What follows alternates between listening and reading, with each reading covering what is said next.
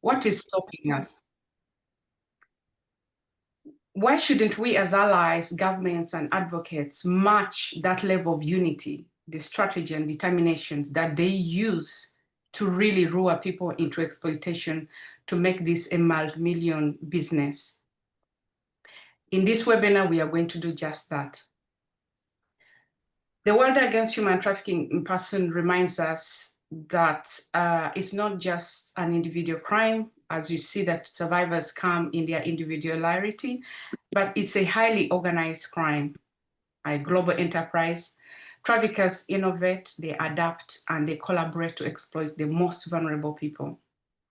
For us to end exploitation, we must also do so, be organized intentionally and with unity. That's why today our theme is unity as protection against organized crime, survival-led actions to end human trafficking. It might seem like a slogan, but to us it's a strategy. It's our shield, and it's a commitment. As you know, recent findings from the Global Report on Anti-Human Trafficking show alarming trends in exploitation, and also human trafficking is becoming more and more sophisticated, with criminal groups using technology across borders, scams, and digital coercion to target children and women and men. But why not only think about having a collective strategy beyond webinar? Like, this is a stepping ground that we can come up to speak about it and showcase what we've been doing. But also, we are also showing that survivors have not been sleeping. We've evolved and we've stepped up as trusted partners, leaders, and experts in dismantling this organized crime. Today, we are going to hear from survivors, survivor allies, partners, and survivor leaders. The difference this time is that they are not just telling their stories. They are stepping up to showcase systematic barriers. They are building networks and forging pathways for better reintegration and rebuilding of survivors. With that having been said, I want to use this moment to do a quick housekeeping rules or a reminder. As you've seen in the beginning, it said recording has just started. So I want to remind you that the webinar is being recorded. I think most of our speakers know we've asked their consent. So please keep your microphone muted unless you're speaking. And for questions, let's use the chat box as much as possible because we don't have enough time. And we hope we can speak into our allocated time because of the limited time. But one thing very important I want to share is that I encourage you to stay until the end. Why? Today, we are thrilled to announce the winners of our African Survivor Coalition Small Grant Initiative winners, our empowering innovation and impactful action we are trying to bring within the coalition. So the winners are going to be announced at the end. Plus, we are going to give you an exclusive walkthrough of our courses that are on our academy. So please stay tuned, and there's a lot of inspiring things that are coming your way. Sometimes I know with limited time people run, but I hope you stay in. Without further ado, I want to introduce our keynote speaker, Billy Batwali, the Program Officer of UNODC. Billy specializes in crime prevention, drug policy, and building public-private partnership to combat transnational organized crime. He's also the founder of several initiatives, including the Regional Academy on the United Nations. And he has led efforts to build civil society networks across Africa. Footprint to Freedom has had an opportunity to be engaged and being invited. Thank you. And also he has done so in Asia and across Latin America. Billy, we are honored to have you open our event today and give us kind of a a snapshot of what and how the UN has been doing to engage survivors in their initiative to combat human trafficking. Billy, the floor is yours. Malaika, thank you so much. I hope that you can hear me. It's a great honor. It's a pleasure for me to join you in this effort. You started saying, Malaika, that unity is not a slogan for you. It's a strategy. I like to say that usually those who know me, I like to say it takes a network to defeat a network. And I think what you're doing here, bringing us together in this forum speaks exactly to that. You know, how can we bring people together like yourselves and other survivor leaders to take action on this? So thank you so much to colleagues, friends in action, and most importantly, of course, survivor leaders in this meeting.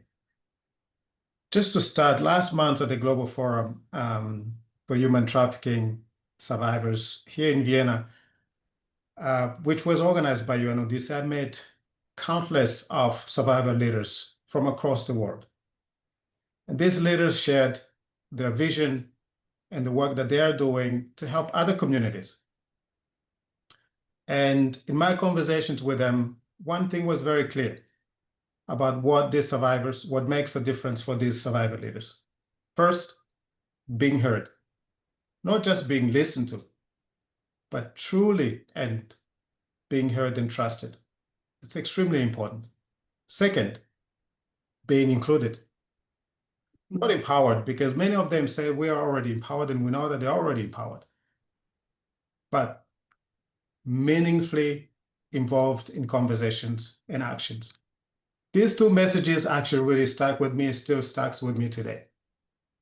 And because they reminded me that survivors are not just beneficiaries of our work, that they're architects of the solutions that we need. So I would like to thank you, Malaika, and Footprint for Freedom for bringing us together here in this forum. Also in the commemoration of the World Day Against Trafficking in Persons. At the UN Office on Drugs and Crime, we believe that unity, indeed, is our greatest protection against organized crime. But unity does not mean uniformity. It means bringing together diverse voices, governments, civil society, the private sector, and most importantly, survivors, to build responses that are grounded in realities and driven by compassion. So last month at the Global Forum, titled Resilience, Voices for Resilience, 30 survivors engaged around issues of creating space for dialogue on these very important topics. It was a powerful reminder for me that survivor leaders must be at the heart of our global response to human trafficking. We're also advancing this vision through the pact. Some of you might know it as a promoting action and cooperating among countries at global level against trafficking in human beings and smuggling of migrants. Here, we're working with governments to develop policies that are grounded in realities and that involve survivors. But we know that laws alone are not enough. That's why we are working to ensure that survivor-led organizations are part of this process, from policy design to the implementation, and indeed to the evaluation of those implementations. Through the UN Voluntary Trust Fund for Victims of Human Trafficking, we have supported over 215 NGOs in more than 60 countries around the world, directly benefiting over 100,000 victims. In this most recent funding cycle, as you might have seen, 20 new projects were selected across 5 continents. Many of these projects, indeed, are led by survivors themselves, like yourselves. So these are important examples of how UNODC is meaningfully engaging survivors and survivor-led organizations. But we must do more, and we know that we can do more. So we must ensure that survivor-led organizations are not just invited to speak, but they are empowered to lead.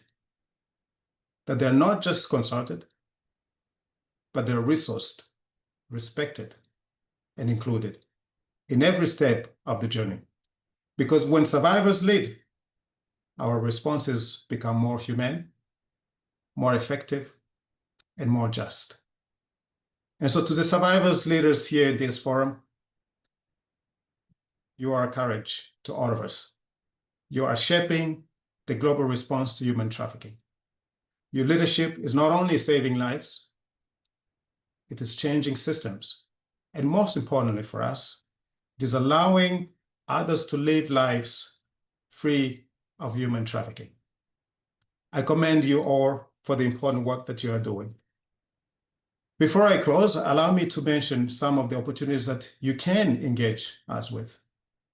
The Wharton platform is a one-stop place where NGOs like yourselves can showcase the important work that you do with your communities. Please join that platform and share with other survivor leaders what you are doing and how you are making changes. We have the constructive dialogues on trafficking in persons and smuggling migrants coming up in October. Please, if you have not applied, join us. Bring your voices to these dialogues and these forums to share with others. My colleague will share links in a chat. Dear friends, I would like to conclude with this message. Let us pledge together to strive for a future where every anti-trafficking strategy begins with the survivor voices of those who have lived it, and where every anti-trafficking action includes survivor leaders. Thank you very much, colleagues. Thank you, friends. And I wish you all the best for the discussions. Thank you. Thank you, Billy, on behalf of UNODC. Thank you for being a consistent and lying ally. I remember years ago when we used to have a discussion of what does engagement mean, that it has moved to all ladders of understanding that is beyond advocacy, that funding survivor-led initiative has been kind of one of the major changes in how we have grown as survivor-led organizations, like how you've softened the templates to fit in our reasoning, how you've been able to reduce some boxes so that we're being engaged. We appreciate that. Thank you very much. Fellow allies, civil society, survivor leaders, he has mentioned that there are platforms that we can engage in. You're going to get the links in the chat. And thank you for your continuous support and for being present. Thank you. Now that we've had from Billy, we are going to move on to survivor leaders. One thing we do not acknowledge is that how it is hard for survivor leaders to take the front line. They face a lot of difficulties. One thing that is mainly thought about is survivors' courage, but no one thinks about what it takes, the challenges that they meet when they are on front line.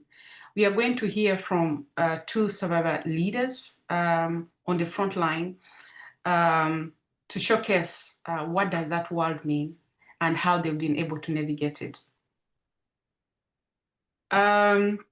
Next is going to my colleague, Godfrey Mpendakizi from Tanzania.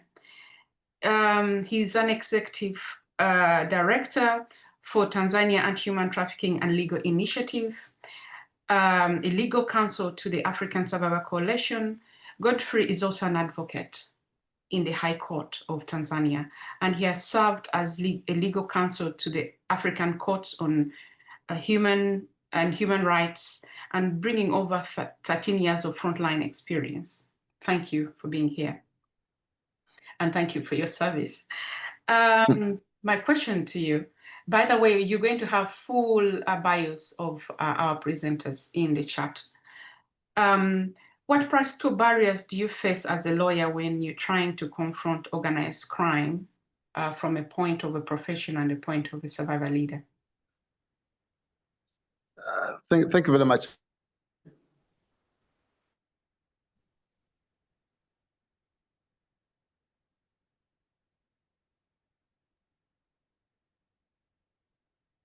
I think Godfrey is having a bit of network issues. I give it a minute. Thank you very much. Yes. Thank you very much, Malaika, for this platform and for this topic of discussion. Actually, when we are confronting human trafficking in the front line, there are various issues that you are coming across them. Number one, the issue which we are facing is understanding the nature of the trafficking itself, the organized crime itself. That is a very serious issue. The dynamics, its challenges on how to counter when you're on the front line is very, very much challenging, and it's very much also because you can see like you are confronting human trafficking, let's say in Uganda or in Kenya, and you're in Tanzania. The dynamic situation that poses also a very serious issue in countering human trafficking in the front line. But also another issue that we are also coming across is the issue of the coordination. How are we coordinated? That also poses also a very serious challenge when we're in the front line. For example, our fellow in Uganda, our friend in Kenya, and in Tanzania, how do we coordinate ourselves when countering human trafficking? That also poses a very serious practical challenge when we are confronting human trafficking. And the other issues like that are also important that to emphasize is the issue of advocacy and reforms. That cannot escape. It should be a very continuous process. Every time we need also to engage in advocacy and the policy reforms. And also like the issue of comprehensive support is also very important, which also cannot you cannot take it aside when you are in the front line. Issues like legal aid, issues of like trauma-informed support, issue like reintegration and sending back victims and survivors to their home of origin. That is also very, very important. And also joining the issues like the international initiative. We need to continue to make the joint initiative like advocacy campaign jointly. We need to make also like publications jointly. That is very important when you are in the front line. But also, we are facing also a number of other challenges. Maybe also I should also like to pose in this platform. Number one issue like providing intelligence information. That poses a very serious challenge and risk when you are in the front line in confronting human trafficking. You will be subjected to a lot of intelligence, a lot of other actors. That also is a very serious issue.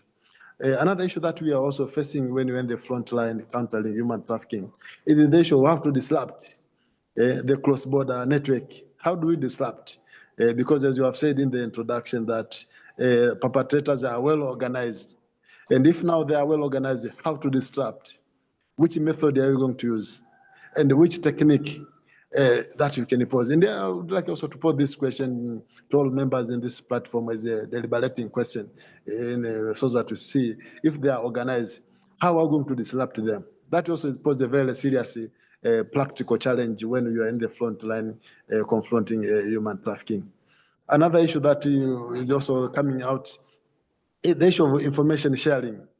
Also pose a very serious practical challenge to whom you are sharing that information, because other actors, you have not come across them, you don't know them. So when you're in the front line, how do you trust that this is the right person? I should share information about this kind of scenario which is happening. That also poses a very serious cross-border challenges when you are confronting human trafficking and you're in the front line. Other issue that also is coming out is the cross-border investigation in the legal perspective. When you want to investigate someone is like in Kenya, in Uganda, and you are in Tanzania, how do you investigate? Which method are you going to apply? That is always coming as a very also practical barrier and the challenge when we are confronting human trafficking when we are in the cross-border issue. Also, another issue that is always coming is the issue of mutual assistance across different actors. Sometimes you can pose a request to one actor, maybe in Kenya or in Uganda or in Rwanda. That kind of mutual assistance that you would like to expect, it cannot come as you thought. This also poses a very serious challenge when you are confronting human trafficking and you're in the front line defender. That is always coming out from time to time. And I think this also will be an issue for deliberation. How do you make this a mutual assistance between ourselves, between actors. This has also been a very serious challenge. And then also another issue that is always the coming out in terms of the capacity to address and respond to human trafficking scourge and signals, sign indicators, and so on. That also normally that differ from one person to another, from one country to another. The level of how do you respond, you find that this also is been is different from Rwanda, from Kenya, Tanzania, Uganda. They have different kind of response. Therefore, this also in addressing and combating human trafficking when you are in the front line and you are a legal person, this also poses a very serious challenge. Another issue which is coming out in this, when we are in the front line, is the issue of confidentiality and the protection of identities. Like, you know, human trafficking, the scourge of human trafficking needs a lot of protection of information where necessary. But this also now poses a very serious challenge. To whom you are confident that you can share information about this scourge? And how do you trust? Therefore, the issue of data protection, for example, from that also poses a very serious challenge, and it can attract a very serious legal penalty as a lawyer when you are engaging in the front line. This also has posed a very serious challenge in terms of data protection, in terms of information identities and so on.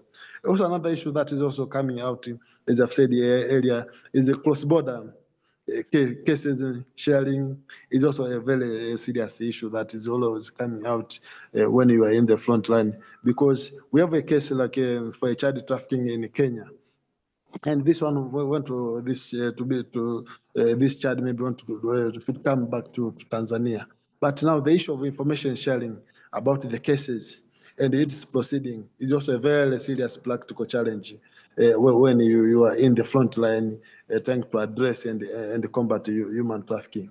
And therefore now, the way forward now to the conclusion of this, my discussion, that we need to put a lot of information, a lot of effort in terms of prevention programs. A very comprehensive prevention programs is a must when we want also to address this scourge of human trafficking, which we cannot escape. But also another issue, the issue of prosecution itself. Prosecutors also pose a very serious legal challenge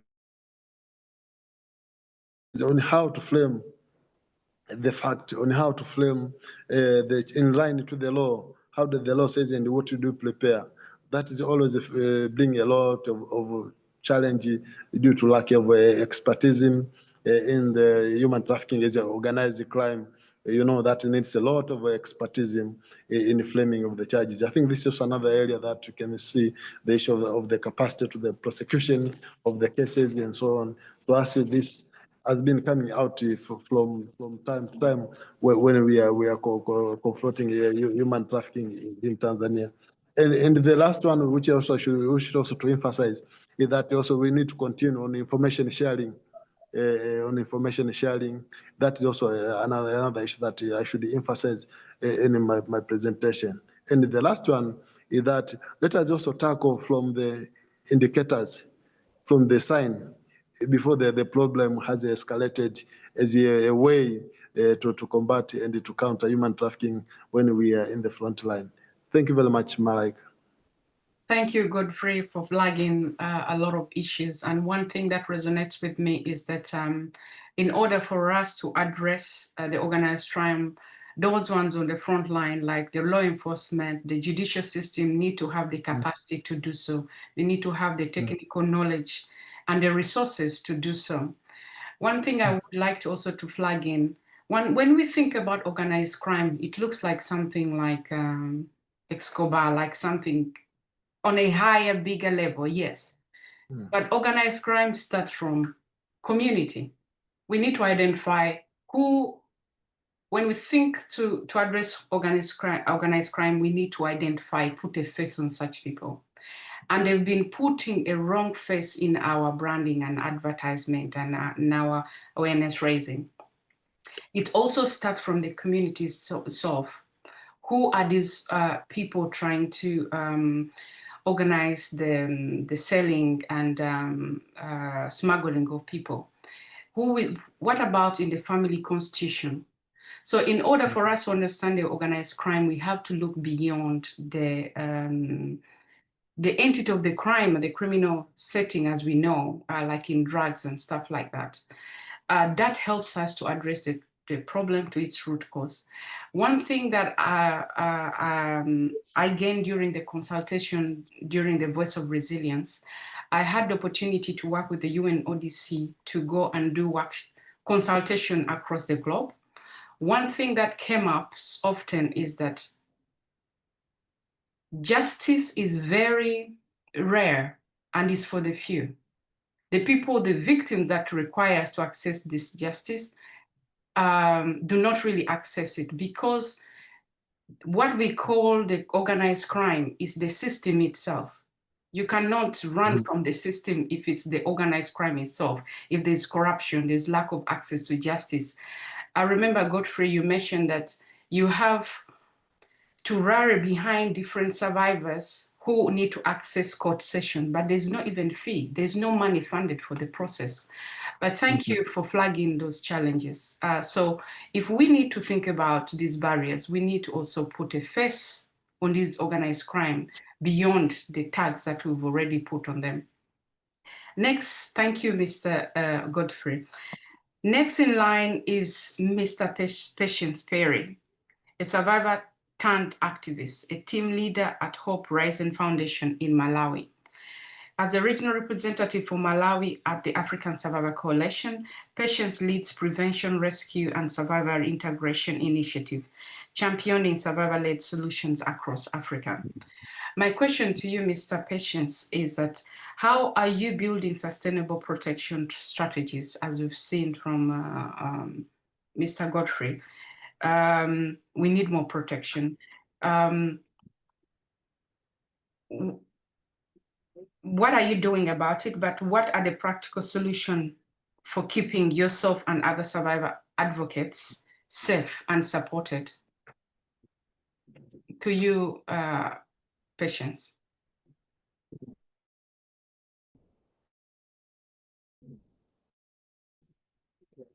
So advocates often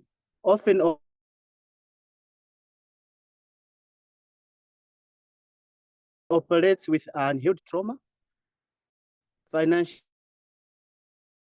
stress, and at Hope Rising Foundation, we hold these are spaces where we can rest, we are humans before we are advocates. So we have to protect. Patience, I understand maybe with your camera on, you might have problem with network challenge. You can remove your camera and then you can speak.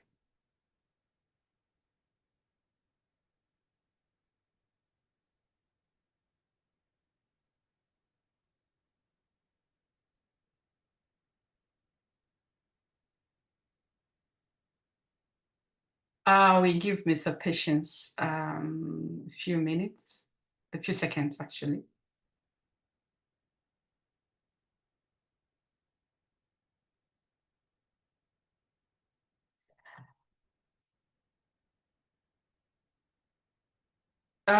Joy, you can give Mr. Patience a hold. We'll call him back. We're going to continue with the program. We wanted to first showcase what does the approach of addressing organized crime, what are the experiences and what survivors are doing. Now we're moving down to what are our partners doing. As we've already mentioned, and most of our previous speakers have mentioned, that without UNIT, we're not able to address human trafficking. So next in the line is our partners. One in the line is Miss Elise Thorne, and I welcome you to the floor. She's a director of policy and program at ChildX, with over 15 years as a human rights lawyer. Elise chairs the Swedish Civil Society Platform Against Human Trafficking and has worked exclusively with the government, UN and EU, and on child's rights. But more so, she has worked very closely with survivor leaders. We've been opportuned to work with Child X and with her for the several years. And with her is Jessica Eyre. She's a human rights lawyer and international policy advocate, specializing in protection of children and migrants from sexual violence and exploitation. She has advised the European Parliament, the Council, and leads Survivor Safe training program and resources at Child X and beyond. I've had the privilege of working with the two of them. They're amazing. As I bring you to the floor, the question is, to dismantle organized crime, we must also be organized. Based on your experience, building the Beyond Survivor platform, which we are yet to hear, what are some of the practical ways we can strengthen collaboration, ensuring clarity of roles, avoiding duplication, and building trust across Survivor network, NGOs and institutions? The floor is to you, Elise and Jessica. Thank you so much, Malaika, and thank you so much for having me and having Child X today here at this really important event. I was so excited when you told me the topic for this year's event. I think, as has been repeated many times today, the need for stronger collaboration amongst not just survivors, but everybody in the anti-trafficking field to combat this issue is really vital. And so I really thank you for this initiative and for allowing us to be here. Now, I just wanted to say Child X is a child rights organization focused specifically on anti-trafficking of children for sexual exploitation in Sweden. We work around 4 key areas. Jessica, if you can just click out the rest of them from the slide there. Don't know if you can go to the next. I think they come. So we work on 4 key areas, and we focus mainly all our efforts on systemic change. Sorry, I think somebody has their sound on.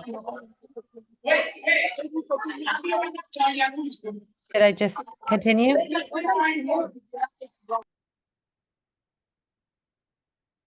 Yes. And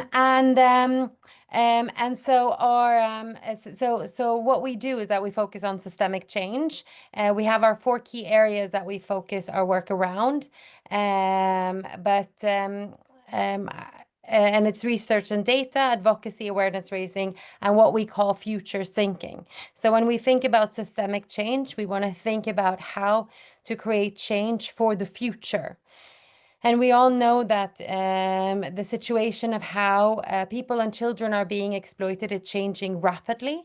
And so we really need to think ahead in how to create change in what the situation when it comes to exploitation will look like in the future. But none of what we can do in Child X, we can do alone. So our cornerstone is really collaboration. And our most important partnership is and has always been that of with survivors. We really see that without the input of those with lived experience, we will not be able to get the vital solutions that will truly address the root cause of the problem. And this is why we in 2022, together with Malaika and Footprint to Freedom, decided to establish a cluster of survivor-led and run organizations. And we wanted to advocate for the need to include survivors in all anti-trafficking efforts, but also to do this in a safe and ethical way. Because we saw that although there was and still is a lot of recognition of the importance to include survivors, we still see that there is a big need to focus more on doing this in a safe and ethical way, and to allow and create systemic change in order to include survivors in the way that is possible and safe for them. Together Together with Footprint to Freedom and 2 other organizations, we developed a training for survivors who are interested in getting involved in anti-trafficking work, as well as other safeguarding materials for survivors and organizations who work with survivors in collaboration with Protection International. This is a work in progress. The initial training created is currently being updated, and it's being updated by my colleague and a safeguarding expert, Jessica Airy. So I will give the floor to her to explain a little bit more on what we are working on and what we mean when we talk about safeguarding and including survivors in a safe and ethical way. Thank you, Elise, and thank you, Malaika, Joy, and all for having us here today. As Elise mentioned, ChildX is working on developing these safeguarding materials, so I'll just talk briefly about what those consist of and what kind of updates we're making, but also the reason for why. As survivors has globally been making progress to gain power, representation, and influence over policy reform and other kinds of necessary change, there has also been an unfortunate and steady rise in counter movements and other types of issues that they face. We've seen this especially online and digitally, but also often in person and in other means as well. The threat against the survivor speaking up is not only their original abuser, but also a whole system often of disempowerment. Sometimes it can come from even within their own families and communities, from political factions, leaders who are threatened by their voices. And in the cases of celebrity abusers as well, we've seen that this reaction can be quite extreme, with abusers' fans even attacking them for speaking up. There's also a different kind of exploitation than the initial exploitation that may occur, or re-exploitation. And sometimes it can even be unintentional from organizations and partners that are even claiming that they're there to help survivors, but because they lack proper safeguarding, they actually end up hurting them and putting them in danger, or re-traumatizing them for their own benefit and gains. So we've highlighted on this slide the 10 categories of different sets that we've divided here. And I'll give just a quick example of each one and then explain how, with our training materials, Beyond Survivors, Footprint to Freedom, and all the other survivor partners we're working with to build this living library of resources for survivors to use to keep themselves safe and their efforts sustainable, and for partners working with them once they decide to come forward and participate in action and advocacy. So retaliation, I think, is a very obvious one that probably many of you are familiar with. It's when an abuser is called out, or when someone who has been exploited reacts to that exploitation with a strong voice, they may face a counterattack. DARVO is an acronym for this that consists of reversing the victim and offender position, where the victim or the survivor is attacked and positioned as the one causing the problems or the issues. Re-exploitation I've already mentioned, but sometimes survivors, because of their situation and the risk that speaking up puts them in, end up back in a new exploitative situation, or they face a new harm, a different kind of harm than what they experienced before. Digital threats have already been alluded to a few times in this session. There's so much more risk in terms of what former colleagues mentioned, like privacy violations, protection of data, that's been a real issue. Exploitation with organizations, even well-meaning ones that lack safeguarding, can be a real problem. And story stealers is a little bit of a euphemism that we're using to describe also companies that have found a means of capitalizing off of survivor stories. So maybe some examples when media companies have found it lucrative to use survivor stories for making money. Similarly, predatory politicians can also take advantage of survivors who are speaking up and use them for their own political ambitions. And finally, sometimes survivors also, in building this community and working together in connection, experience unique peer pressures from each other, as survivors are often dealing with a host of diverse needs and can in some cases become competitive for limited funding, for example, or limited opportunities, or even find that survivor action and advocacy can become a form of self-harm in and of itself, where it becomes this addictive activity that can be unsustainable or harmful. So our training resources that have already been initially launched, but we're relaunching in this fall, are meant to be interactive, visual, accessible, inclusive, and free. We really want them to be available to everyone, which is no easy task because survivors are so diverse. But our ultimate solution is really threefold. It's awareness increasing of the post-initial exploitation threats that exist, and then adapting these resources to make sure that they're actually useful and productive for those who need access to them, and then training. So the application of the resources, how do we actually use them? How do we make them become effective? But we also want to note that survivors as a community also need to preserve their own individual autonomy. And it can be really tempting for organizations to look for blanket solutions, but that may ignore the need for survivors to be experts in their own situation. Ultimately, every survivor knows their own context the best, and therefore their own needs and limitations as well. So we hope to give them the tools and resources and information they need to make the best decisions for themselves, and also feel like they have the support behind it, but not feel forced into a corner.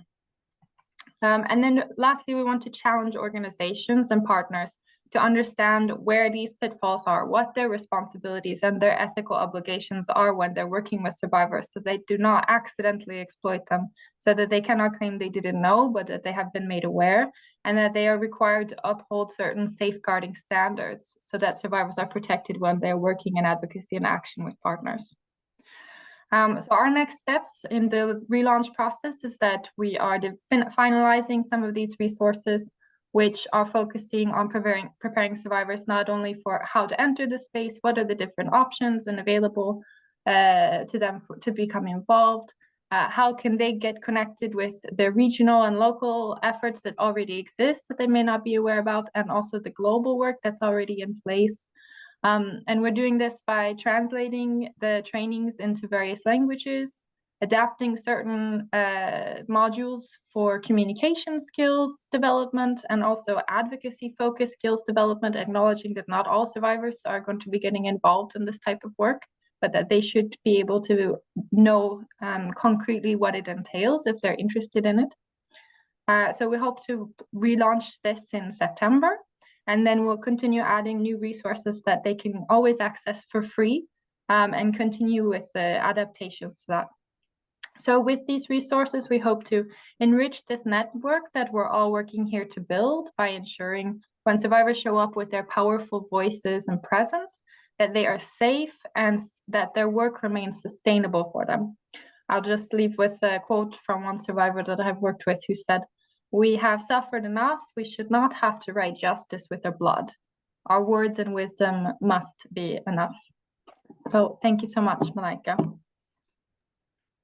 Wow, thank you very much for that closing remarks. And I'm glad and I'm honored to be working with you too, and with Child X, and with the support of different survivors who are still also on this call, to make survivor engagement safe, inclusive. At the same time, we need to realize that inclusion without safeguarding is harm itself. Sometimes most engagement is it's unsafe, it's quick, and it's reactive. I think we are changing this narrative. Thank you very much, our partner and friend and colleague. Thank you for this information. The launch is going to be announced. I think some dates are going to be left in the chat. There's tentative dates. You're all welcome to attend. Thank you. Before I go to the next people, I wanted to take this moment also to flag in our co-founders. I see Survivor Alliance in the house. Thank you very much for leading the foundation and showing us the way. We acknowledge your presence. To continue, we're still into partnership and strengthening our relationship in order to dismantle organized crime. We have had the privilege to work with El Barare. Today we are here with Rodana. I'm not going to do your name justice, you're going to say it yourself, but Rodana. She is the executive director of El Barare, where she has advised within the Romanian Ministry of Labor and the European Commission, and she is also is a USA Department of State alumna and former member of the Romanian Social and Economic Council, but also a strong partner and project implementer for Footprint to Freedom. Thank you very much. We are glad to have you here. We wanted to speak into the campus project. It has been one of the best practice projects that I've been ever participated in. The campus project emerged in response to increased awareness on trafficking risks triggered by the Ukrainian war. What impact has this model so far done? And what is the success? How are you measuring this success? And how can it be used to be used in a way that it can be informing future conflicts? Back to you. First of all, thank you so much, Malaika, for the introduction. You can always call me Lore, the short version of my name. And it's an absolute honor to be here today with you all. And an absolute honor to partner with you for the past couple of years. I've learned so much from you and my team. It's truly honored to work with your team and with the African Survivor Coalition as well. I'm going to present briefly together with Eric, who's going to share a little bit the experience in Uganda. But today is about showcasing our work for the past year of a model that was not in our minds to start with. So it started in 2022 when Romania, we're in Eastern Europe. For those of you who haven't seen us on the map, it started in 2022 when our country had to deal with refugees, although we have never had to deal with refugees before, not in big numbers as it was with the Ukrainians coming because of the war. So at El Barare, we're an anti-trafficking organization. We work specifically on this topic since 2013. And our tools and everything that we've done was specialized on this work. So when the war started in Ukraine, a lot of Ukrainians fled the war and came to Romania. Then we realized there are so many risks related to human trafficking and sexual exploitation and labor trafficking and so on. That we took some months to put together what we now call Compass, which is a model that works in migration context, works for people on the move, especially prioritizing proactive identification of people at risk and potential victims of human trafficking.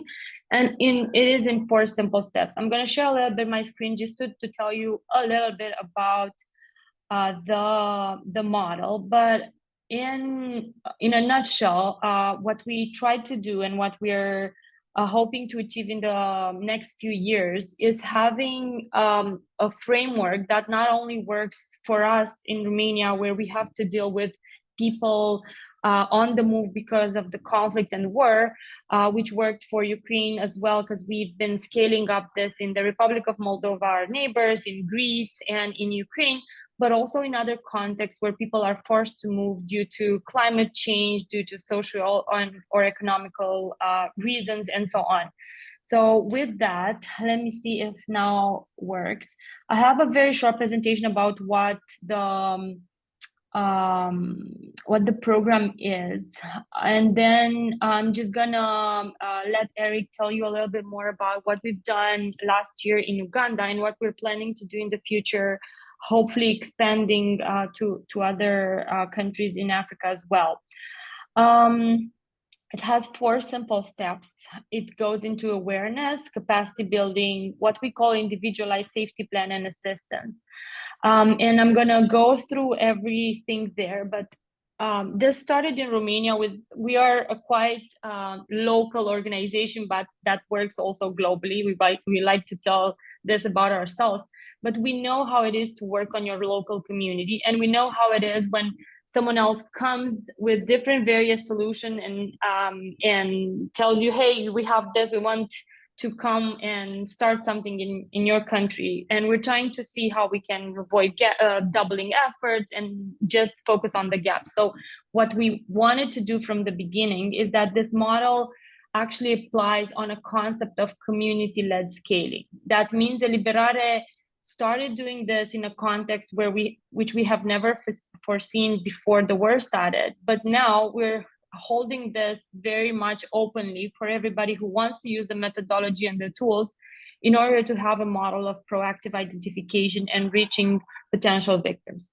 So with the 4 steps, in Romania, we did a lot of things that, for example, in other contexts can be very different, but we have created resources for children and for adolescents, but also for adults. Some of them are in different languages, making sure that we are reaching people in their own communities on a language that they understand. So this awareness raising piece can look differently in every country, but we want to make sure that we have some core elements we're starting with in order for people to understand the signs, the indicators of trafficking, what are they looking for, and what are they doing with that information.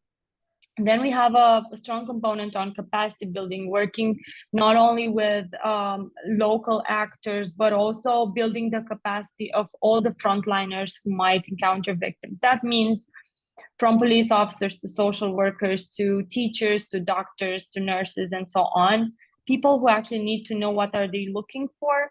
And in the context of Uganda, we also looked at the people who are working in the refugee camps. So those people who can see something and they should say something if they see any sort of exploitation and everything else. And then we moved into what we call today the individualized or family safety plan, where we are sitting with people to understand what are their vulnerabilities to trafficking and try to put in place some safeguarding measures. And this is how the individualized safety plan actually was born, just because we realized every person is unique and has their own things to think of. And why not talk to the people who are at risk about the plan while they're traveling or while they're staying in a camp or they're planning to go to their families in a different country and so on. So we just sit down with people explaining and talking about what are the things we need to take into consideration when we are on the move. And the plan is co-created. It's not something that the specialized team is doing. It's something that the person in itself is like, I want to travel there. I don't have anyone to talk to, or I don't have any actual specific destination. I just want to travel to another country. And then there's the assistance piece. And I think here, what is very, very important is that we have to have the referral pathways everywhere, even though we need to acknowledge that there are not necessarily so many organizations or so many institutions dealing with with what human trafficking is. We still need to have those points of contact, those safe places where we can refer people, where we can help each other, but we need to map that out. So far, we started in Romania, then we moved to Ukraine and the Republic of Moldova and Greece. And after talking with Footprint to Freedom and Malaika and discussing a little bit about the model, we started to look last year at how we can adapt this. So not all the things that we did in Romania actually apply to the context in Uganda. So it changed a lot. And we're still changing pieces, and we're still adapting, and we still want to see how this can be better implemented and so on. But I want to share with you some of the things that we as a team at Eliberare were absolutely amazed by the in-depth of insights that we received after a few months of implementation last year. So we actually realized that 40% of the female who were reached by the team there have reported experiences of sexual exploitation or forced marriages, especially for in exchange of basic needs or perceived protection. We realized that a lot of people lacked family reliance, or they didn't have any other person who was looking for them, or who were, I don't know, calling them from time to time just to see if they're safe. A lot of women who were traveling were single moms and had dependent children, and a lot of people reported healthcare problems. We've also seen a lot of people that had primarily only they had either no formal training or just primary education. But even those who had higher education or secondary education, they still relied on jobs that were low paid, or they didn't have employment opportunities. A lot of people have experienced complex trauma, and there are a lot of situations that were identified which could potentially be risks for human trafficking directly linked. So with these lessons, we understood that we do have some specific challenges that we need to address. And I think most of these challenges, we're looking at all the countries we started to implement, are very, very similar. Prior complex trauma that the people we're meeting with have experienced before. So that was common in all countries. The debt bondage, people taking loans for other people just to be able to travel from one side to another and then paying that debt for a lot of time. The lack of opportunities for legitimate work, the fear of reporting if something bad happens, for example, sexual abuse or abuse in general. There are a lot of legislative issues in every country that are like a barrier in identification. The lack of capacity of different state institutions, especially law enforcement, to manage the high number of refugee or migrants, lack of screening tools for proactive identification, and lack of support. And of course, there are some things that we're looking at going forward. Coordination, especially at cross-border level, support for safe returns, capacity building, screening tools, clear referral pathway, and easy and available tools. Tailored and cultural sensitive services. Now, why Compass? And I'm going to be very brief on this. We've started implementing this in Romania, and we saw it works. It works when you're going proactively in the settings that are vulnerable to identify people who are at risk or who are exploited, because you're going to find them. You're going to find them if you're going to reach all these places, and I'm referring here to camps, to vulnerable communities, to people, to places where there are a lot of people who are unhoused and so on. For us, it was very important to have like this survivor-informed approach. Now, with what we're doing in Uganda is actually survivor-led, because Food for Freedom is actually leading that implementation in Uganda and is making it very tailored to their resources, and Eric is going to talk about it. But we wanted to design it very much proactively to think about integration and sustainability and ready to scale. It has to be very easy in order to be scaled everywhere where there are people on the move. We've recently launched the report, our 3 years report, where we included the piece that we've done with Footprint for Freedom in Uganda, and I'm going to share the link here with you. But if you have any other questions, feel free to reach us, and I'm going to pass it to Malaika and then probably to Eric. Thank you so much, Malaika. Thank you very much. I've listened to you pitching about the model, but every time I get excited. And I just hope everyone is excited as I am. Speaking of how unity can also extend beyond borders, the campus model has been able to be scaled to Uganda through Footprint to Freedom in their initiative to empower survivor-led initiatives. On call, we have Eric. Eric is Footprint Regional Field Operation Manager. He's a trained counselor, so if you have some bit of I can't call it mental health discomfort, is available anytime, and is an expert in psychotraumatology, and also works with Salvation Army on anti-human trafficking, where he really works directly and contributes to supporting different survivors. Eric, you're welcome. Hearing from what Loredana said, how have actually in a few minutes, how have you been able to adapt a campus model to fit the African context in the context of Uganda, and what are the key lessons you would like to share so that other people on the call could be able to develop similar cross-border survivor-centered responses?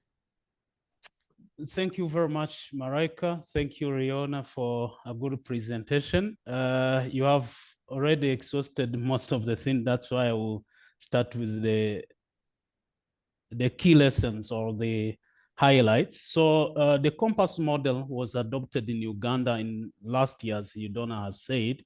The reason why we have chosen Uganda is because Uganda is one of the African countries who host a big number of refugees and many refugee settlements. So to adopt this Compass project, we first of all called out vulnerability assessment. We did awareness raising on human trafficking.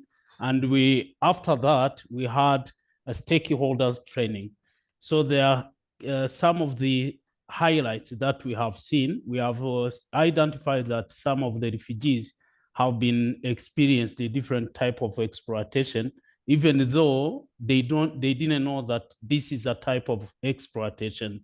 So there are some who have experienced sexual exploitation, forced labor, child exploitation, and even underage. And we have also noticed that most of the refugees in the refugee camp, they have an addressed trauma and psychosocial distress. And also they, of course, being refugees, they still have these community safety issues. So the key lesson learned, we have highlighted that how refugees in urban settlements are particularly vulnerable to exploitation, including modern slavery, gender-based violence, and human trafficking. These risks are exacerbated by several factors, including lack of protection, networks, limited access to essential services, and economic instabilities. That is the main issues in the East African countries. So as Marika said, I'm not going to take much of the time. I'm going to my conclusion of these highlights. Moving forward to this discussion, we have seen that we need to consider more completion of capacity building on human trafficking, proper challenge of referral process for the victims of human trafficking, mostly for those who are the refugees, and also training stakeholders who have been identified as a task force as a strong way to address these challenges within the community. So as Footprint to Freedom, our next step is task force development, where we will be having digital referrals pathways development and stakeholders training, individualized safety plan, where personalized safety plan, toolkit production and distribution. And also this year, we are focusing on stakeholders training, SCAR safety plan as one of the way to strengthen referral systems in capacity building. Thank you very much. Thank you, Eric. I want to say I had an opportunity, me and Joy, to participate in one of these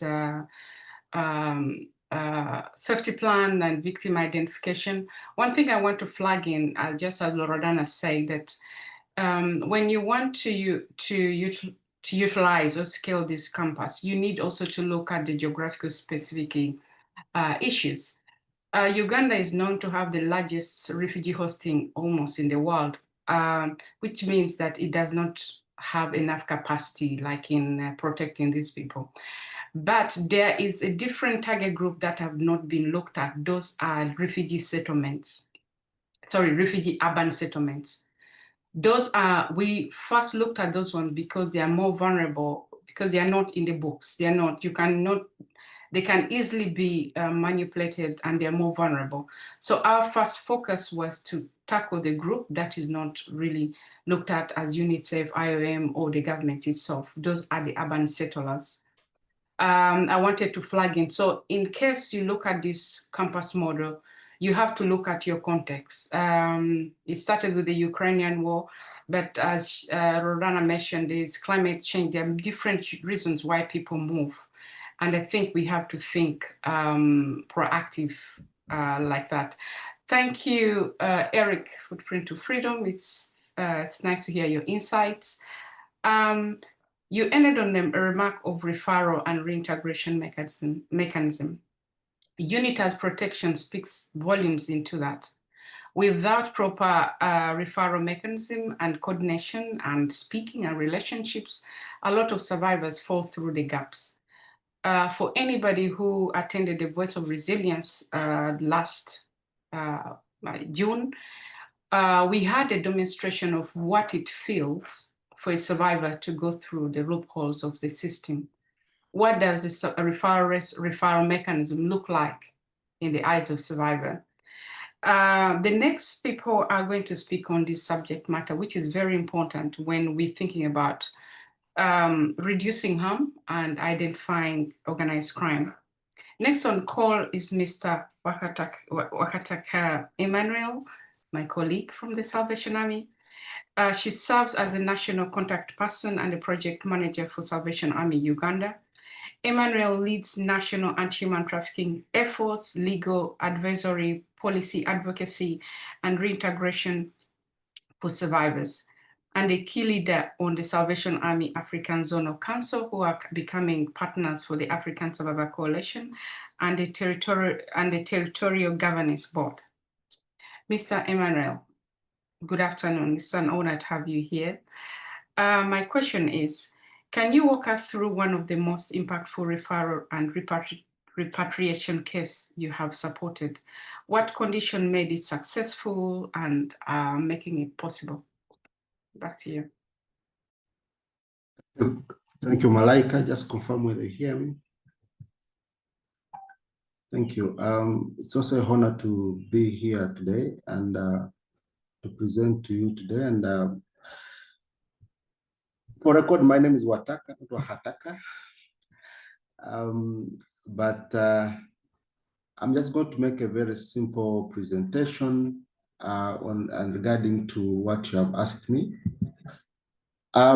What could be the problem, even to lead us to what we are talking about, or even to the question? I come from Uganda, and Uganda borders a number of countries, Kenya, Tanzania, Rwanda, and other countries.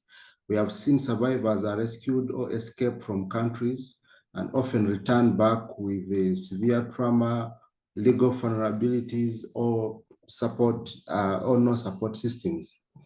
They lack, or there is no proper formal referral or integration processes that puts them at risk of re-trafficking, stigma, or actually traumatizing them. The question is why the collaboration, why does it matter so much?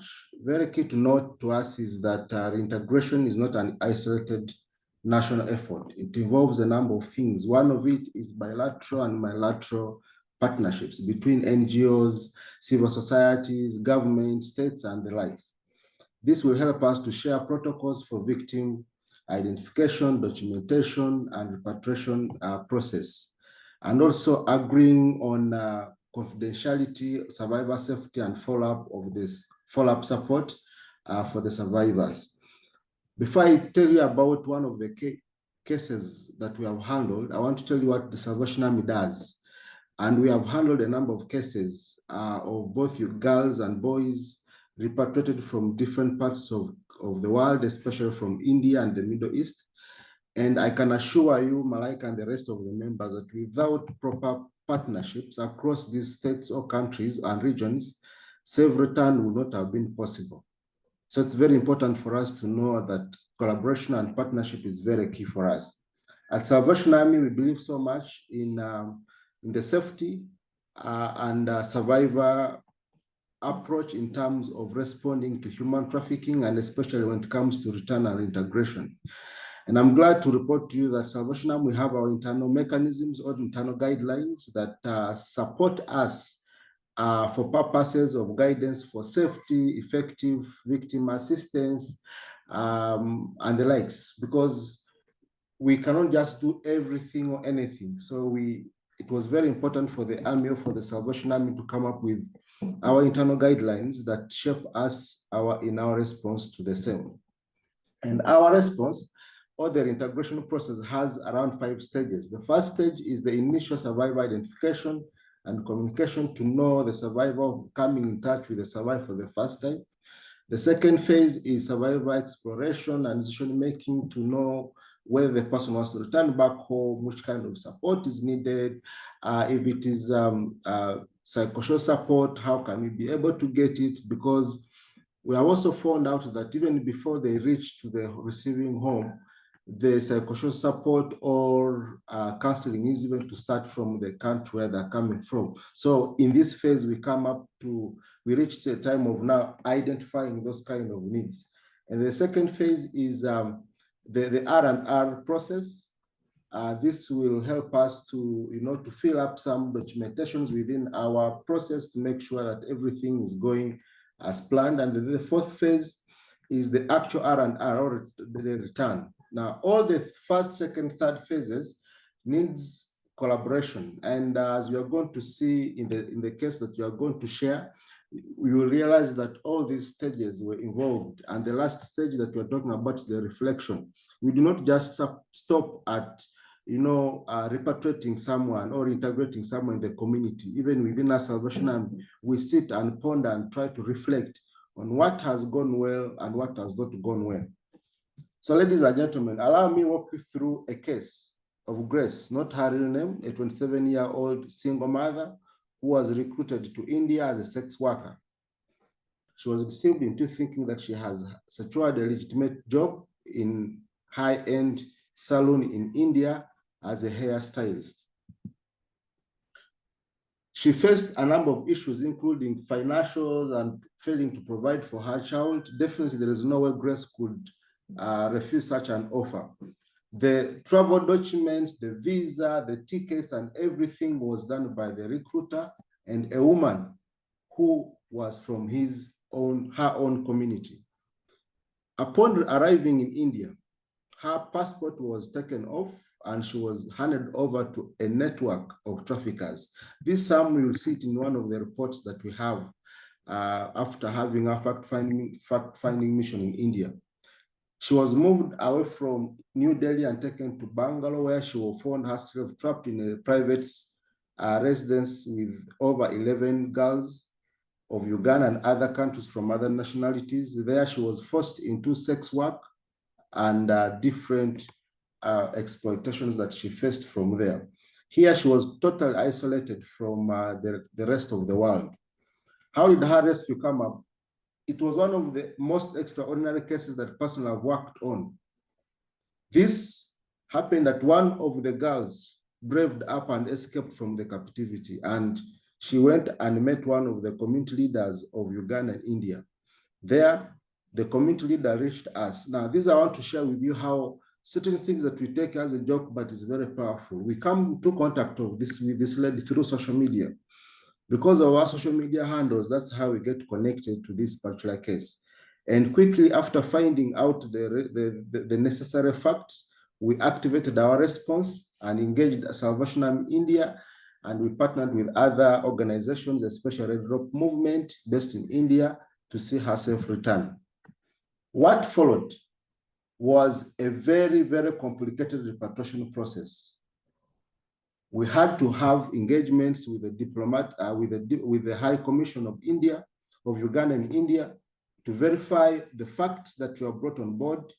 We had to navigate through the legal and immigration procedures. Remember, her visa she had overstay fines and all those things that, of course, you are all familiar with. And then after that, we had to start pondering within us as organizations for her safe return from the shelter where she was staying in. Who was involved? and this thing, I think, Malaika, this is the question that you're asking. Local NGOs in India. Remember, we are not in India. So how do we start dealing with someone who is not within our country? So we have to engage, or we engage the local NGOs, which were Indian. That's Hope of House, Mission House, which is in Bangalore, and then Project Rescue that supported in funding the ticket. And then also, of course, we had to engage Salvation Army India that helped us to coordinate us, the partners, to come on board. And then the Salvation Army, through the Uganda, through the collaborations we were the receiving end. So we're receiving and working on the integration program for this particular case of Grace. And definitely we had to engage the Ministry of Foreign Affairs through its high mission, or its mission in New Delhi, to issue her travel documents and verify the identities of this particular case. And of course, we had to engage the civil societies to, to make sure that what we are doing is both meeting the legal standards of Uganda and other procedures that are in place. One thing that came up or stood out as I conclude is that there is no bilateral agreement in terms of between Uganda and India on human trafficking. But what stood out most for us was the informal cooperation network between NGO and countries provided our internal guidelines helped us so much that as much as there is no proper agreement between the countries, the cooperation we have within the NGO world or within the CSOs or through the partners helped us so much. We also used a lot of the coordination through different communication, which stood out.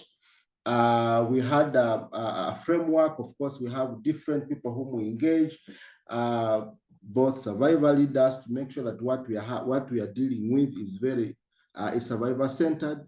And of course, we have a standard operating procedure, or the guidelines that I'm talking about within us, the Salvation Army, to make sure that the work is done very well. So in terms of cooperation, there are some standards that we have to set to make sure that once we are responding to a case, we are doing the right thing.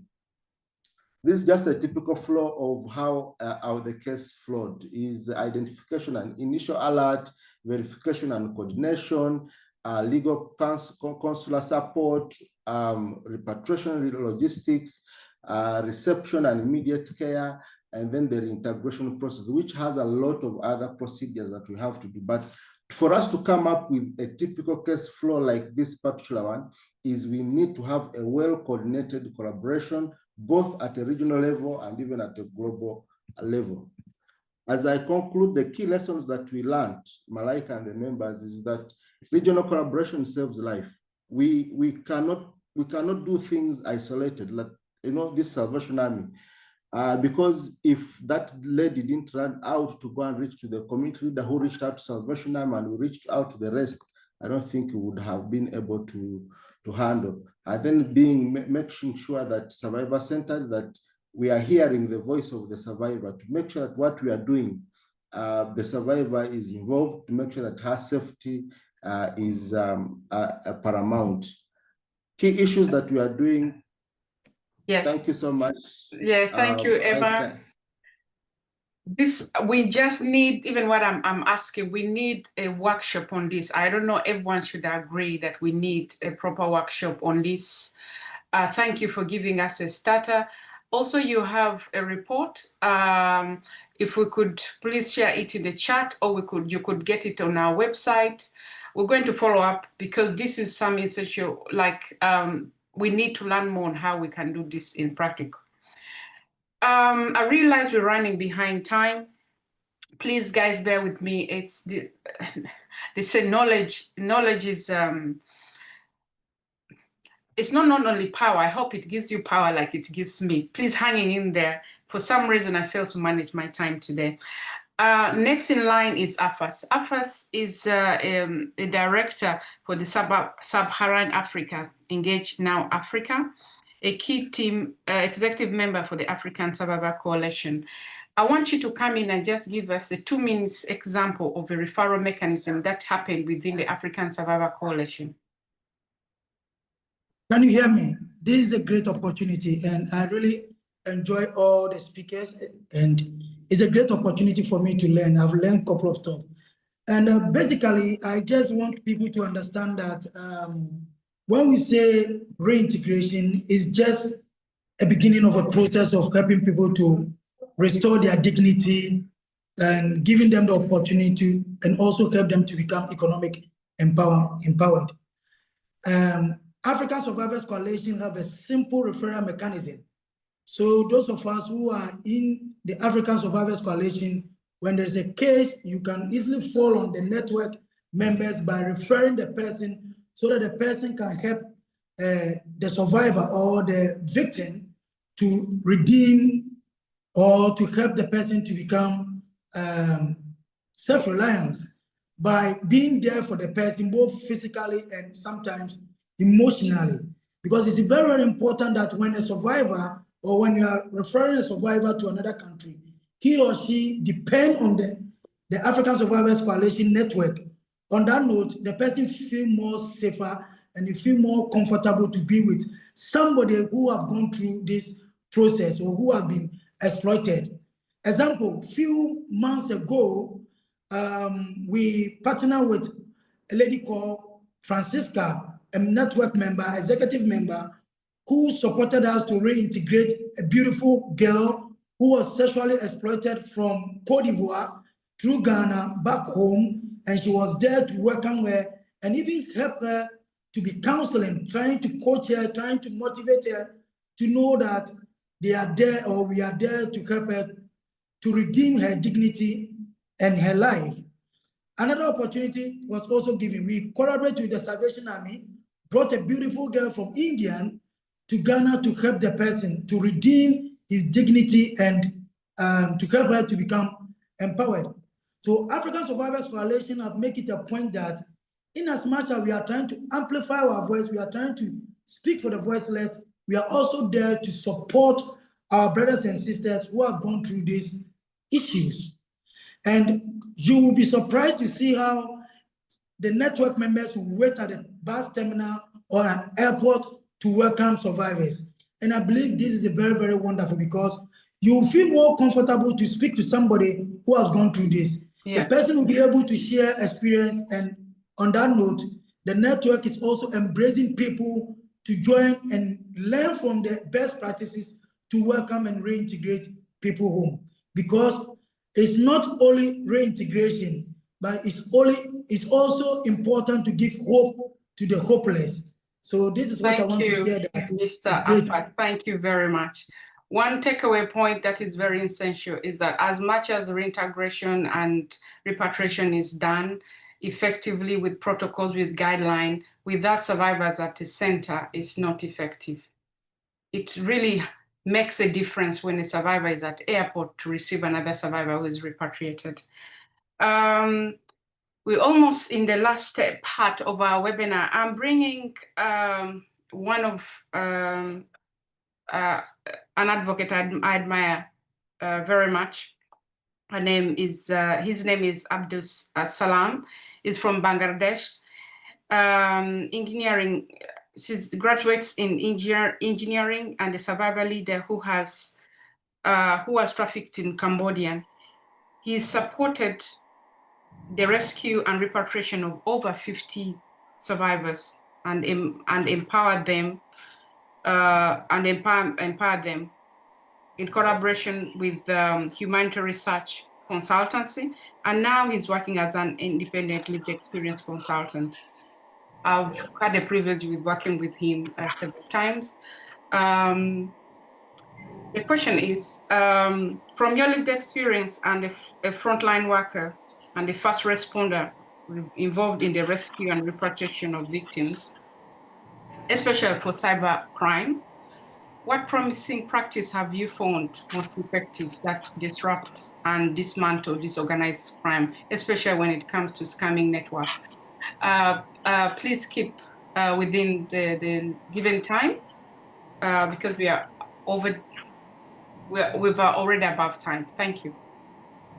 Yeah, thank you, Malaika. First of all, thank you for inviting me for in this today's webinar and adding me as a panelist with all the excellent panelists. And I'm very happy to be here and witnessing the 54 change maker till now we are in this webinar. Yeah, so I'm Abdul Salam from Bangladesh and survivor leader. That's it.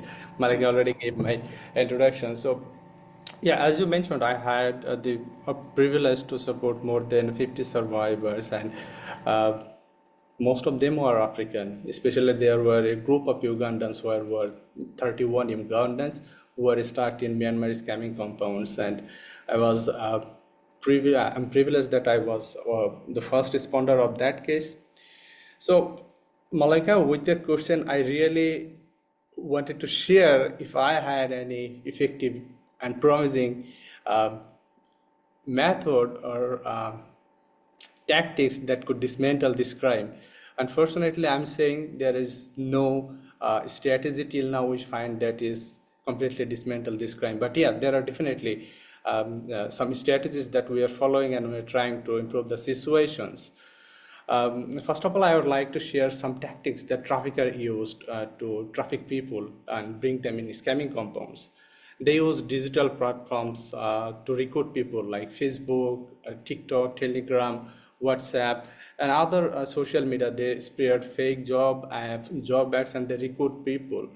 And they also exploit the visa loop and the loop of cross-border like borders, especially in the Southeast Asia region. So they invite victim in Thailand for job and they bring them to Myanmar and Laos by crossing the border. So they know all the loopholes. Then third things, these scamming compounds, they are often protected by a local corrupt and weak law enforcement, which is really sad.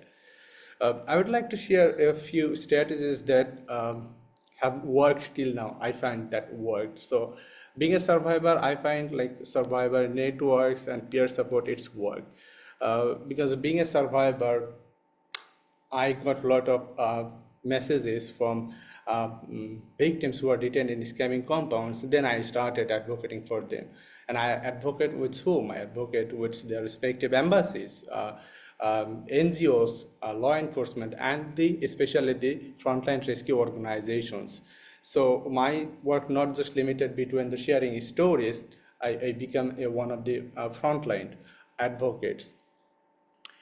Then when I received any case, I started build informal and safe communications because the victims contact from scamming compounds with us or they ask for help to any people. Often their phone is monitored and controlled by scamming compound bosses. So it's very unsafe to share information. They can catch anytime. So we need to figure out a safe way of contact so we can share all the details.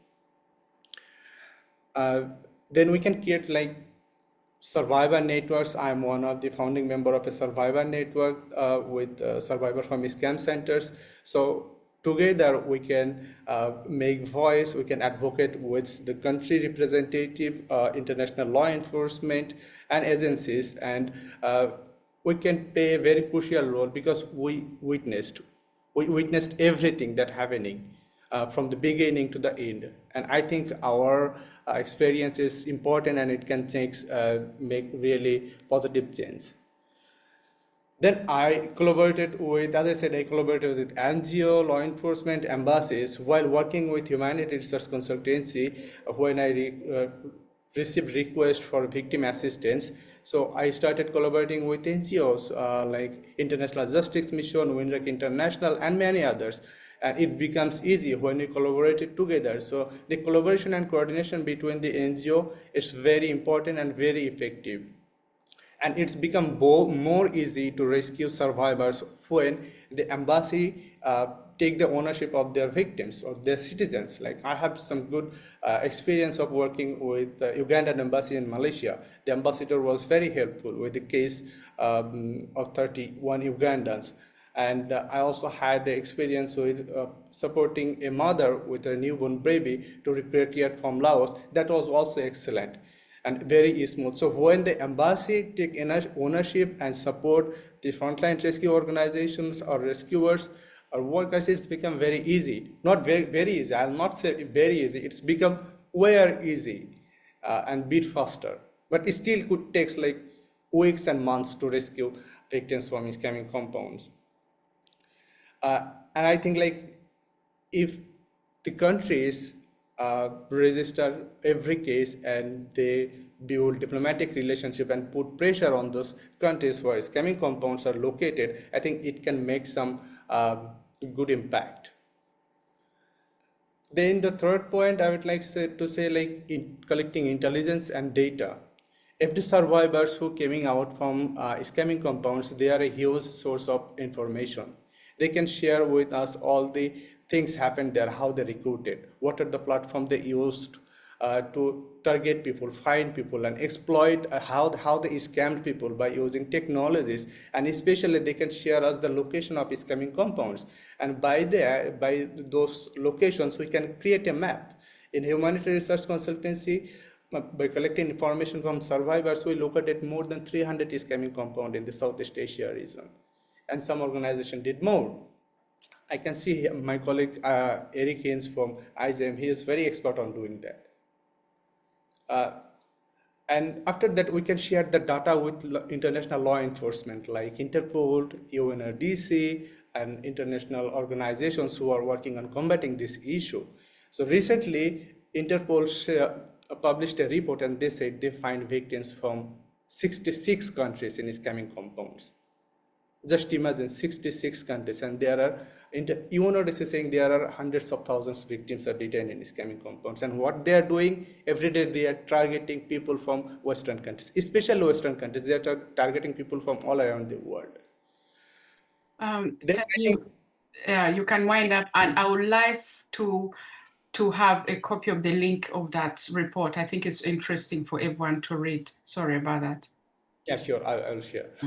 So then it's come media advocacy and international attention. Being a survivor, I have my stories and experience of supporting other survivors, and I have their stories. So I shared stories with international media. I shared my stories with over 20 international media. And some of them were leading international media among the world, like the Reuters, the Time Magazine, the Telegraph, the Guardian. So international media, when it started reporting on this, it gets global attention. We need global attention to disrupt this crime because it's a global issue. It's not a country's issue or it's not a regional issue. It's a global issue. And thank you.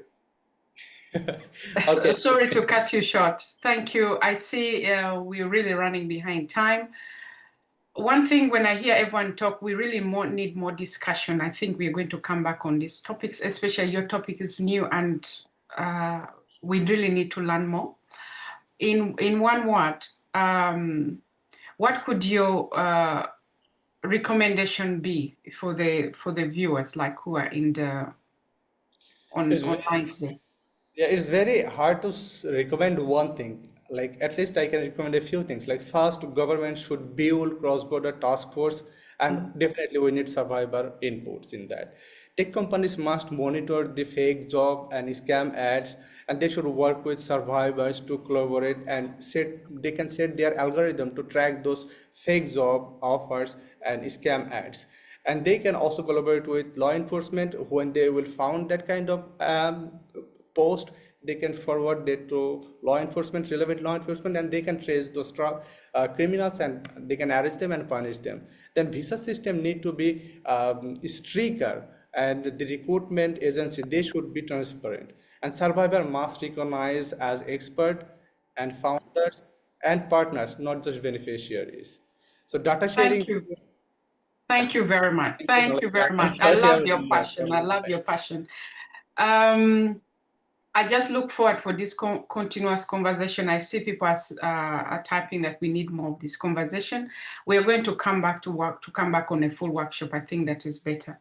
Next online is IGM. For all of us, we know that IGM has been on the front line. They have been the stewardess of justice and making dismantling organized crime.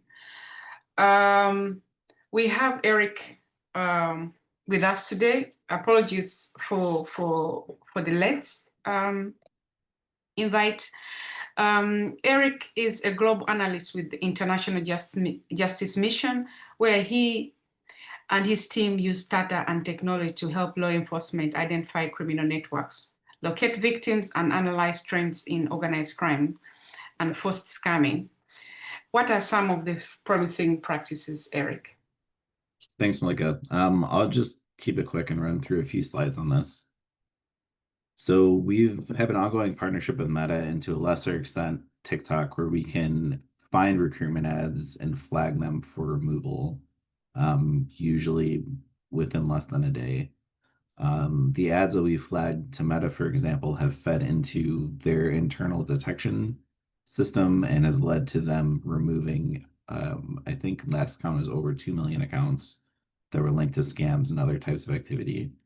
And then it also helps feed their AI system to detect when new ads are popping up. That's helped us identify new trends, new ways that they're recruiting people.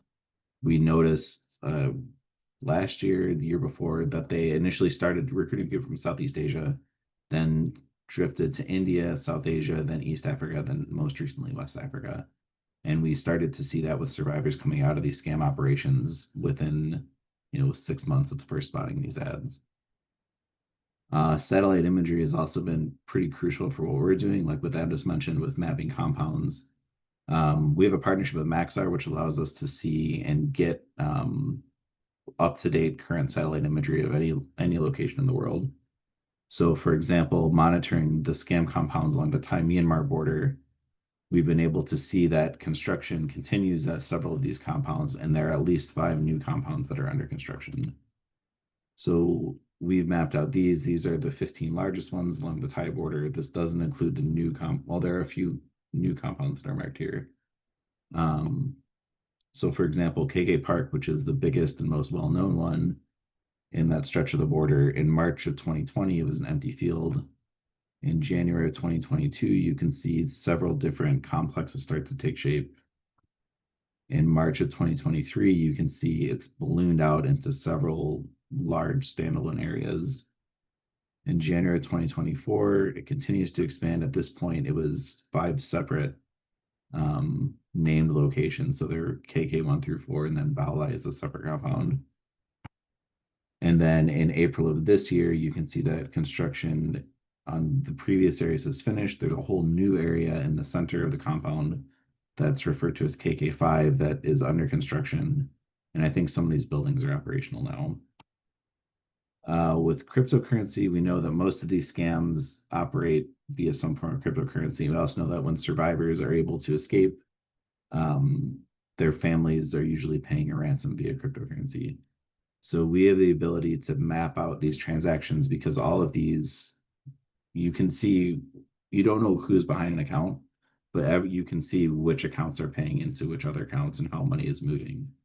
So when survivors leave a compound, as Abdus mentioned, gathering intel from them, it's extremely useful if we're able to get these cryptocurrency addresses, because this allows us to map out who is making money, where money is flowing. So for example, with 2 survivors from KK Park, with the ransom addresses that they paid to, we were able to tie more than $100 million in scam proceeds directly to that location, because we know that survivors are leaving a specific compound. So we know that any activity associated with those addresses are also tied directly back to that compound. So that's useful for other law enforcement agencies who are trying to work on the scam and organized crime problem from the other side, not the trafficking side. Here's a couple examples of how we've been able to map these things.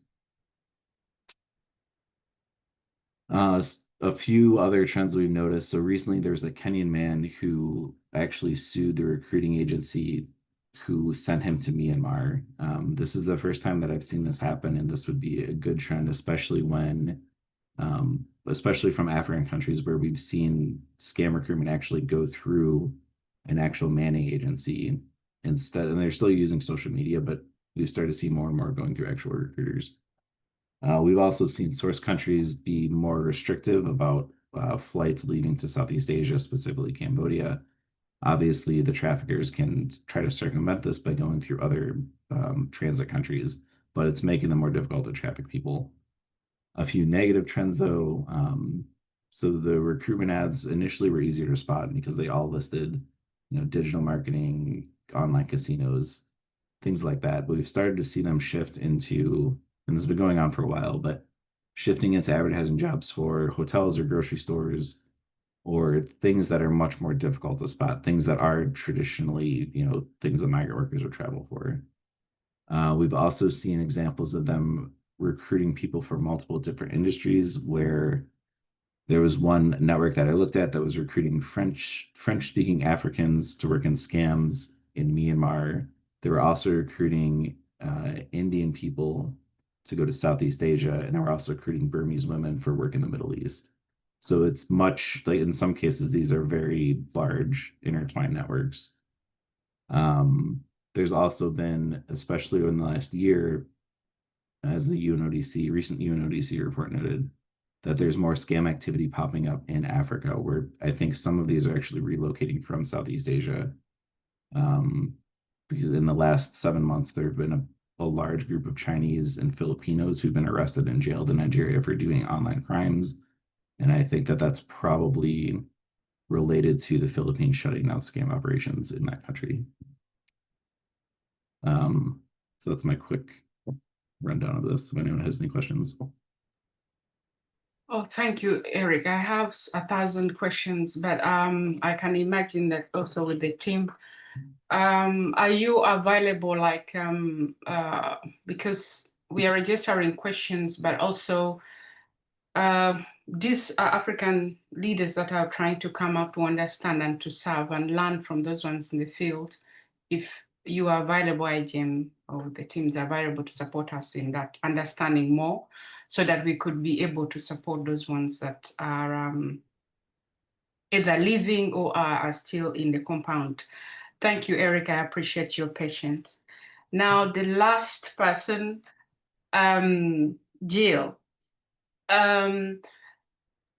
For some reason, the intention to put her behind was because she has been a very, very powerful force. I think most survivors that are on the call or around the world have heard her name. She's been present. She understands what connection, what networking as a force of amplifier is when it comes to protecting survivors and actually giving a safe space for survivors to be heard and access to information.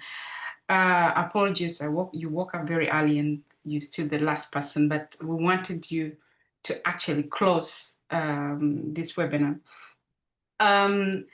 Some bio on Jill. She's a founder of Liluye, a compassionate feminist, a designer who brings over 30 years in for nonprofit sector, 8 years in the for-profit sector, and 8 years in the nonprofit world. She's a survivor herself. Jill is a Women Have Wings Award recipient, a Godwin Institute Fellow, and World Plus Ambassador, and serves on the board of the Brenner Wellness International Initiative. And also she has been able to provide a space for all survivors across the world to access information, either from through emailing or social media. I think I've known you the longest. It's a pleasure to have you here. We have a question. We talk about networking as a force of amplifier. What innovative approach does Liluye use to empower, protect, and support survivors' healing?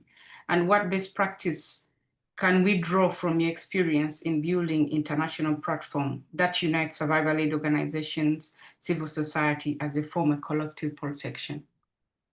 Thanks so much, Malika. I'm really honored to be here and grateful. I'm Jill from Liluye, based out of Tucson, Arizona in the US, and I'm honored and grateful for the opportunity to be here today. I strongly believe in the power of empowering people, especially girls and women, and particularly those who have undergone a vast amount of trauma and abuse. This is what fueled my vision to create Luluye, to uplift those who have undergone the most heinous of circumstances, to help them thrive and live their most fulfilling lives and personal missions. Our main goal is to help these warriors reclaim their power, agency, and voice, living their best life and purpose. All the survivors I know have a deep mission to achieve, and we're there to help them attain that. Collectively, we are a global collaborative community dedicated to empowering female human trafficking survivors, giving them wings to thrive through survivor-centered programs and resources. At Luluye, through deep compassion, grace, and understanding, we create programs that provide safe and structured spaces for individuals to help, to heal, develop self-awareness, and build the confidence to step into their purpose. We create the most holistic services for warriors, survivor leaders, providing them with the best survivor-informed long-term care and support. In particular, through our Thrive Tribe personal development and coaching program, we provide a safe, self-affirming community. The trauma-informed curriculum is designed to support survivors of trauma, human trafficking, and adversity on their journey toward healing, empowerment, and self-leadership. The program, which is survivor-led, incorporates behavioral and mental health coaching, expressive arts therapy, survivor advocacy training, and leadership development, helping participants move from survival to thriving. In addition, we offer a financial literacy program that helps to break the debilitating patterns that were learned during trafficking, teaching participants to be able to confidently handle their finances and know that it's safe to handle money. The course emphasizes education, financial literacy, skill development, and personal empowerment through practical learning, mentorship, and access to community resources. The ultimate goal for this program is to create pathways to economic independence, sustainable livelihoods, and more fulfilling lives. As part of the Luluye vision, we strongly believe in collaborative efforts to make more overall global impact. This means building a strong international platform. We know that when we work together, the stronger we are, eliminating the need for egos and cultivating cooperation and collaboration rather than competition. In order to do this, we encourage others to reach out to those people, organizations, and platforms that you trust and admire and that are authentic, having high ethical standards to attain the highest potential collective impact. Be on the lookout for stellar platforms like the Global Learning Community and Freedom Business Alliance, where they share resources, build community, educate people, and connect people in the sector. Be sure to vet the organizations and businesses that you're working with to ensure the authenticity, credibility, and ethical foundation of those you are partnering with.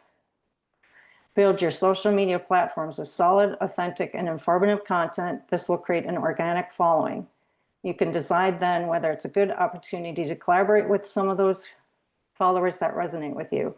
Overall, through the power of collaborative efforts, we can all create the most positive impact and holistic world. Let's create a better and safer world where all women and girls are safe, empowered, healed, and heard. Thank you very much.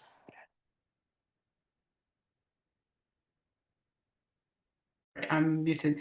Thank you, Jill. Thank you. It's always nice to hear from you. And thank you for being present for so many years and for making sure that we receive all the information around the world. Thank you. And thank you for your patience. Now, the moment that we've been waiting for. As we know, survivors are working in very difficult conditions. We work with no pay, long hours, limited access to funding, but most survivors work on the front, especially survivor-led organizations, because they have a passion to make a difference. We had an initiative within the African Survivor Coalition, a small grant to empower survivors within the African Survivor Coalition to meet those small needs, because we understand what it means to work with limited access to resources. Next, we are going to, I call upon Iona and Evita, who are part of our technical advisory board for the African Survivor Coalition, but they're the ones who analyzed the people who sent in the proposals. They're going to announce who people they've selected, and the floor is yours, Iona and Evita.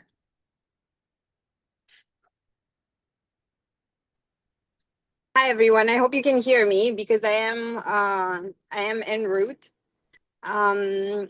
but it is my my joy and my honor to be here, especially as we are commemorating such a momentous day.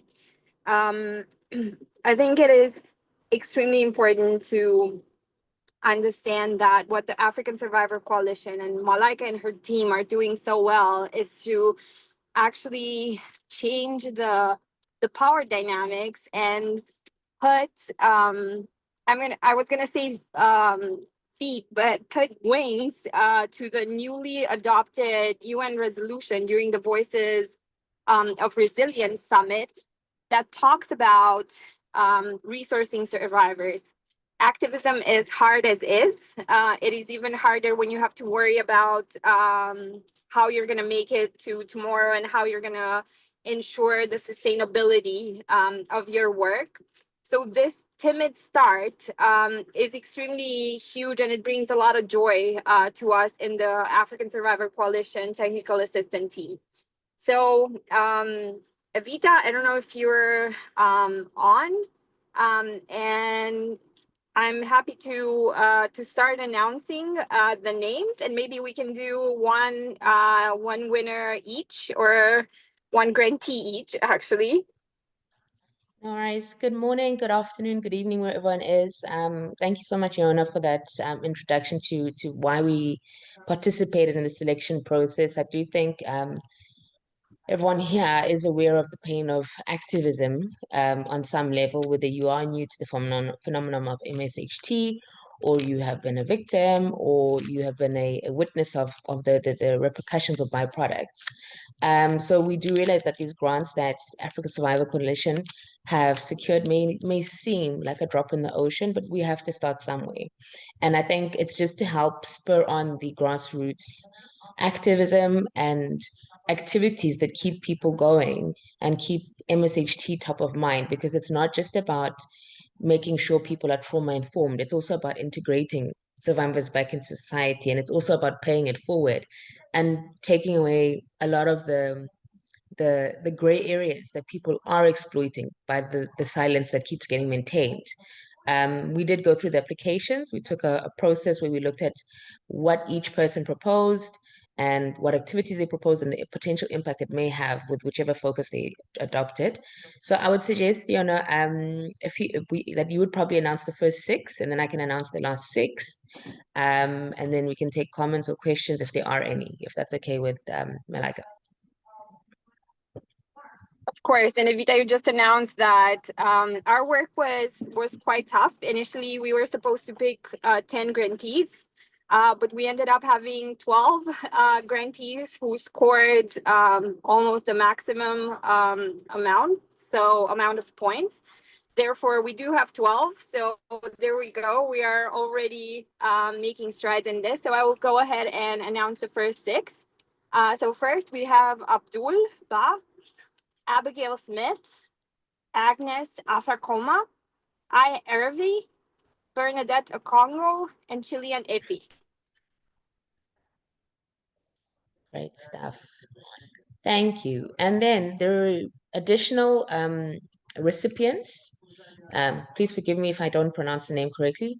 Friahot Abi, Kazma Ethiopia, Rosamond Erica, Survivor Network Cameroon, Violet Mwaninga, and Godfrey Pandakizi. Those are the 12 recipients for the grants for the year of 2025. And as we mentioned, it was a privilege, privilege and an honor to actually be part of this process, because we got to see a lot of good initiatives come through and applications come through, and learnings and guidance, I think, to give for future applicants and recipients for these grants. But yeah, over to you, Malaika. I don't know if there's anything else you want to add. Thank you very much for the time you spent reviewing, but also we want to confirm to those ones who didn't receive, but this is just the first run-up. We were supposed to give 10, we ended up giving 12, which means we are looking for other ways to make sure that those ones who also wrote could be able to get their small grant. Thank you very much. And lastly, we want I'm going to invite Joy in. We want to relaunch our academy training. We've been working for a year plus. We've been having a bit of technical issues, but finally it's ready online and to use. Thank you for the support of all the African Survivor Coalition members who participated in the writing and reviewing it. Joy, a quick walkthrough before we close the webinar. Thank you so much, everyone, and thank you to all who joined today. Last year, we launched the African Survival Leadership Academy, and this initiative was created by survivors for survivors and for anyone working in or alongside African communities to better understand and respond to human trafficking from an Afrocentric perspective. And just last week, we had our very first course, Understanding Human Trafficking in Africa. It was a very insightful section. We are still getting feedbacks of how positive it went.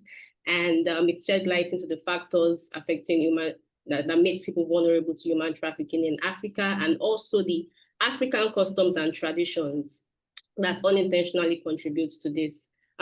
These workshops would be happening monthly, and our next course would focus on Afrocentric trauma resilience. We encourage everyone to follow our socials so that they can stay connected for future sessions. Also, if you miss the sessions, they are now available on our website. So for anyone interested, you can go on the African Survival Coalition website. You see where we have the academy. And once you click on that, it takes you to the African Survival Leadership Academy website. And just on the first page there, you would see Start Course. And when you click on Start Course, it takes you to the platform that hosts the Leadership Academy. And if you're logging into this platform for the first time, you would need to sign up. You can sign up with your Google account. And once you sign up, an email will be sent to you directly on your email. And you get the email and the link to start the course. And so once you click on that email from your email, it brings you back here directly, and you click on continue. And once you click on that, it takes you straight to the course. Now, currently we have 2 of our courses available already on this platform. We have the first course, which was done last week, Understanding Human Trafficking in Africa.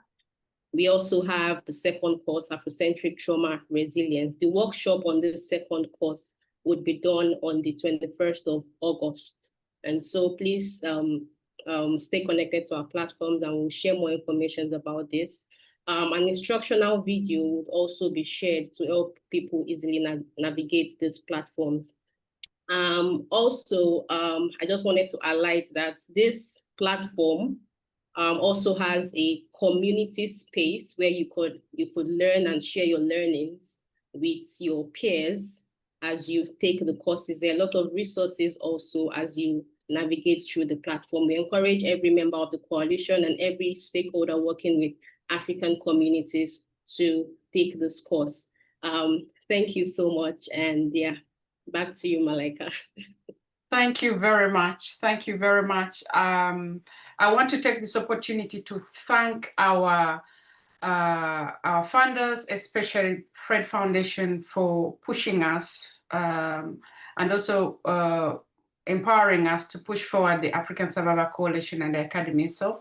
Thank you, Fred Foundation. And also special thanks to Charles X and El Barrel for the consistent support and mentorship.